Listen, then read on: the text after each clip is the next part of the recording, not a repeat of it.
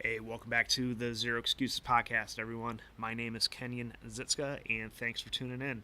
This is the Deacons of Discipline series. It's a short show that I bring to you every Monday and Friday. I break down a quote from a famous author or a soundbite from an influencer and give you some practical, actionable tips that you can take forward into your life and start to get the success that you are ultimately after. So today, it's going to be a little bit different. I just have a very short quote from Ralph Waldo Emerson where he says that an institution is the lengthened shadow of one man. And when I read this quote, it really got me thinking about the common saying out there that we have to achieve a work-life balance, and how much I was thinking that is just pure BS. And this has been talked about in the past too, but I really believe it's true that we need to that there's no work life. It's just all life. And the work-life balance saying implies that one is positive and one is negative.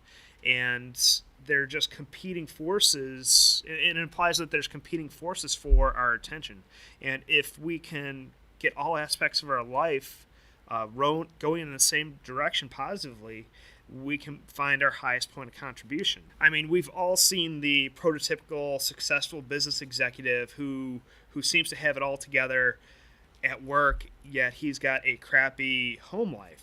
But I really truly believe that we all can make a living doing something that we love. And that doesn't necessarily mean that we have to up and quit our jobs right now. Sometimes I think that all we need is a simple mindset shift. We need to take a step back and stop falling into the trap of the mindset that society says that we should have around our jobs. How often do we see on Instagram or Facebook, oh man, another case of the Mondays, and then we get to Friday and we celebrate the end of the work week? What if we just simply shifted our mindset a little bit around our current situation? It's such a cool thing to do, quote unquote, to hate our jobs. What if we just took a step back and actually evaluated that for ourselves? And maybe it's even as simple as, instead of waking up on a Monday morning begrudgingly getting out of bed, what if we just jumped out of bed, even if everything inside of us is telling us not to do this, and just simply say, yes, I can't wait to make an impact at work today. I can't wait to go hang out with some motivated and dedicated coworkers that I have the privilege of working around. How would that change your mindset around the quote unquote work that you do? And then the other side of the coin is, maybe you do need to reevaluate your current employment situation. Maybe you do need to start pursuing that side hustle that you've always had in the back of your mind. Maybe it is moving across country and getting in a better situation instead of just hanging out to get the safe benefits and comfort of the job that you're currently in. So what are some steps that we could take right now to stop having this division in our life where we have work and then we have life? How can this all just be life? Well, like I suggested a few moments ago, is that we can simply reframe how we look at our current employment situation. I remember reading an article a few weeks ago about this very subject, and the article asked a quote-unquote waste collector who had been doing the same job for 20 years why he actually enjoyed this job so much, and that he simply stated that he gets to be outside every day and he contributes to keeping his community clean and safe for all to enjoy. So most of us would look at a job like this as a negative job. It's a job that one typically would hate, but this person simply reframed it and reshaped it and had a very positive outlook on it. So sometimes that's all we need to do. So the next thing that we can do is start to outline our vision for our lives, outline the values that we resonate with most.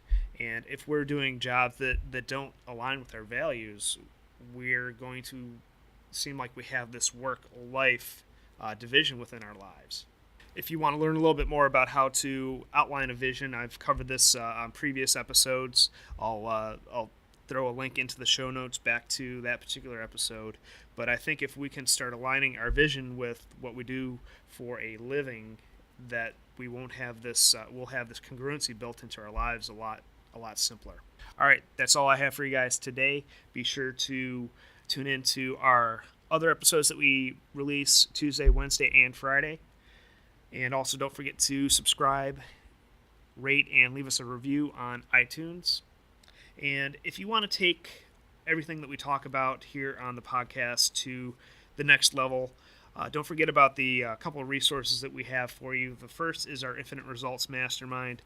We recently launched that. We've started having our first weekly call and started working on crafting a vision, like I mentioned in today's episode. So if you want the accountability and the tools and the framework to start doing that, and want to be surrounded with like-minded alpha men who are pursuing excellence each and every day, I encourage you to join us there.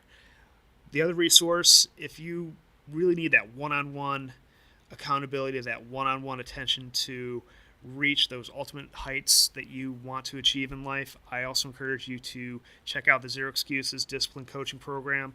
This is a program for those who are ultra committed, ultra driven, and who are thirsty to implement the discipline and the tools, the systems, and the habits necessary to get the success that you want in life. You can check either one of those out at kenyandziska.com/results for the Infinite Results Mastermind Group, or kenyandziska.com/discipline for our discipline coaching program. All right, guys, thanks again for tuning in, and I will chat with you again soon.